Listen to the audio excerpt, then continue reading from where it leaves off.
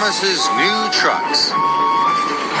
It was a busy, bustling day on the island of Sodor. The engines and their freight cars were working very hard. Thomas was shunting freight cars in the yard, but his cars were old and rusty. It was very hard work. Then James arrived. "Look," James puffed proudly, "Sir Topham Hatt gave me some smart new freight cars. They're much nicer than yours." "It's not fair," moaned Thomas. "I want new cars too." The next morning, Sir Topham Hatt had a surprise for Thomas.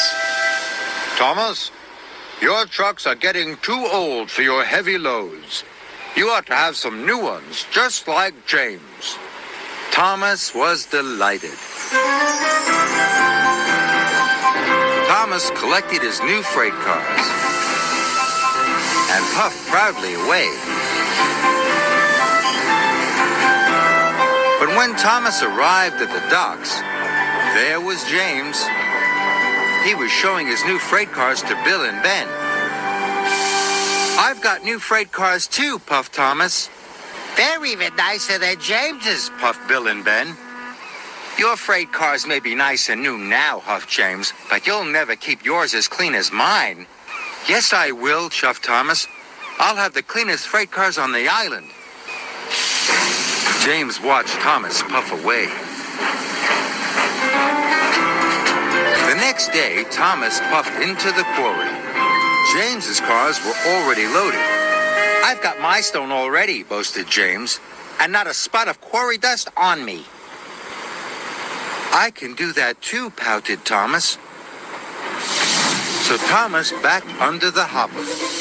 But just as the stone was released, Thomas's freight cars chuckled.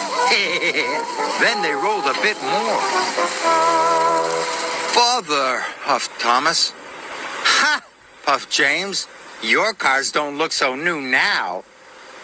Thomas was cross. Thomas puffed to the coaling plant. "This time, behave yourselves," Thomas snapped. "I want you to stay clean."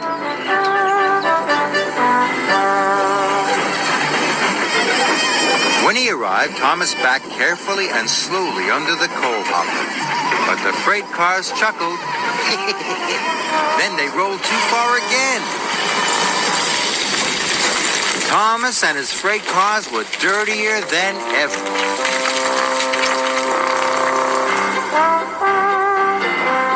Later, when Thomas arrived at the washdown, there was James.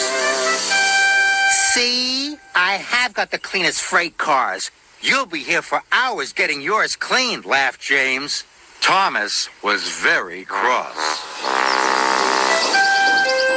The next morning, when Thomas puffed into the yard, he had an idea. "If I use my old trucks to take the coal," he puffed, "my new freight cars will still look clean and new." So Thomas backed up to collect his old trucks.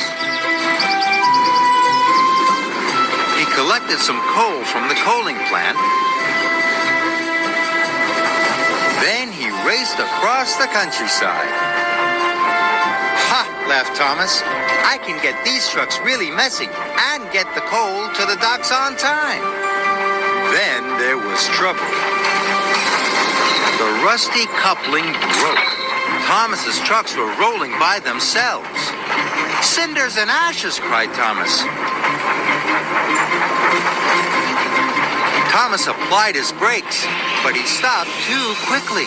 The trucks bumped into the back of Thomas. Thomas was stuck. Soon, Sir Topham Hatt arrived on Harvey. "Thomas, these trucks are too old for pulling coal," Sir Topham Hatt said sternly. "And now you have caused confusion and delay." "Sorry, sir," said Thomas. Harvey and the workmen soon cleared the tracks. But Thomas still had to deliver the coal to the docks. So he raced back to the shunting yards. And this time, he collected his smart new freight cars.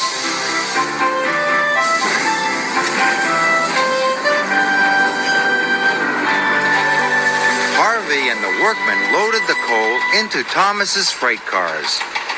The new cars were soon filthy, but they were filled with coal and ready to go.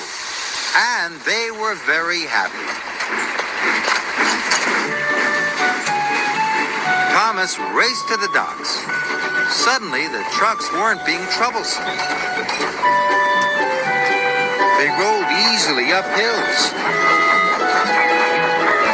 They rattled quickly down hills. And they sang all the way.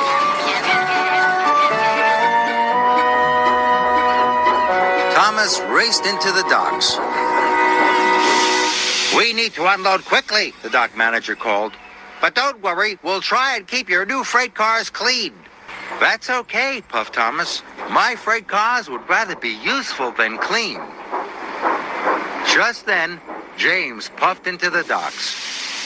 "Look at your freight cars," boasted James. "Filthy again, not like mine." James tried to pull away, but his troublesome trucks didn't want to be clean anymore. Hold back, they chuckled. Just then, Cranky's cable snapped. He dropped a large crate of melons. "Father," puffed James. "James," tooted Thomas, "I think freight cars like to be useful rather than clean." And all the trucks agreed.